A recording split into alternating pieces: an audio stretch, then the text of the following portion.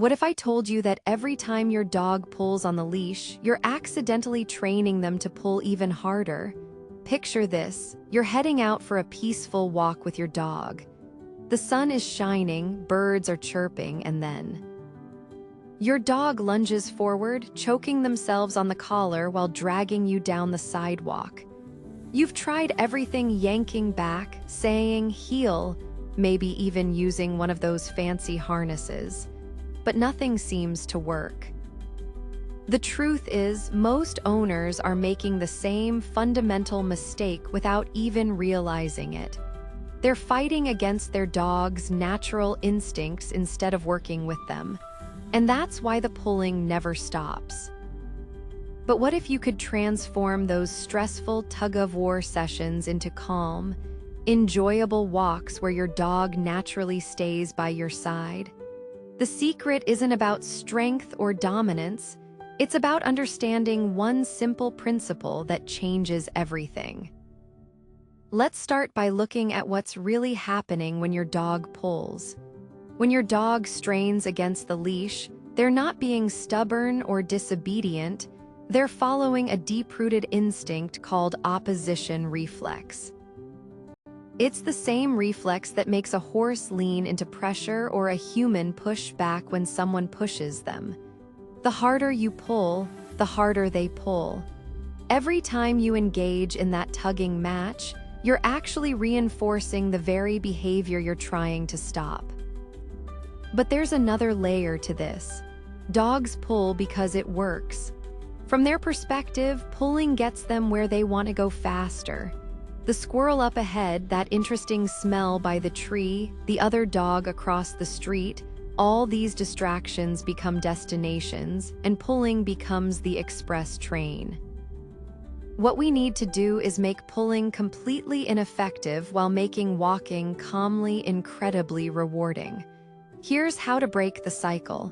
First, you need to change your mindset about what a walk actually is. Most people think of walks as transportation, getting from point A to point B, but for your dog, walks are about exploration and mental stimulation. When you reframe walks as sniffing adventures rather than marching drills, everything changes. The goal isn't to have your dog robotically heel the entire time, it's to teach them that staying near you gives them access to all the good stuff. Now let's talk about the practical steps. Start indoors where there are no distractions. Put your dog on leash and simply stand still. The moment there's any slack in the leash, mark it with a yes or a click and give a treat. Do this until your dog understands that loose leash equals rewards. Then take one step. If the leash stays loose, reward. If it tightens, stop immediately and become a tree. Don't pull back, don't say anything, just freeze. Your dog will eventually turn to see why the fun stopped, and the moment the leash loosens, you continue walking and reward. This teaches the crucial lesson: tension makes movement stop, slack makes movement continue. Next, practice in your backyard or a quiet area. Use the environment as your training partner. Want to sniff that bush? Great, walk there on a loose leash and you get to investigate. See another dog in the distance? Wonderful, calm walking gets you closer to saying hello. Your dog starts to understand that you're not the obstacle to all the fun things, you're the gateway. The real breakthrough comes when you stop fighting the pulling and start managing the environment instead. If your dog consistently pulls toward certain triggers, create more distance. Cross the street, change direction, or find a quieter route while you're building the foundation. Many owners make the mistake of trying to train loose leash walking right in the middle of their dog's biggest distractions. It's like trying to teach calculus to someone while they're at a rock concert. Set them up for success by controlling the difficulty level. Another common mistake is inconsistent equipment. If you sometimes use a retractable leash that rewards pulling with more length and other times use a short leash, your dog gets confused. Pick one setup and stick with it. A standard 6-foot leash and a well-fitted harness or flat collar work best for most dogs. The equipment isn't the solution, it's just the tool that delivers your message clearly. The most powerful technique is what I call the red light, green light game. Every time the leash goes tight red light, you stop. The moment it loosens green light, you move forward and reward.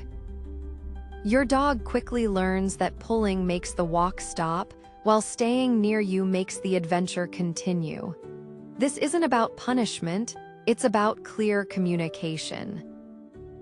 Within a few sessions, most dogs start checking in with their owners more frequently, offering loose leash walking without being asked.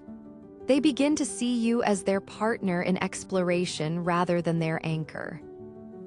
The beautiful thing is that once your dog understands this concept, it transfers to every environment. The same rules apply whether you're walking through a quiet park or a busy street. Your dog learns to regulate their own excitement because they know that calm behavior gets them what they want. The transformation isn't just about better walks, it's about building a deeper connection with your dog based on clear communication and mutual understanding.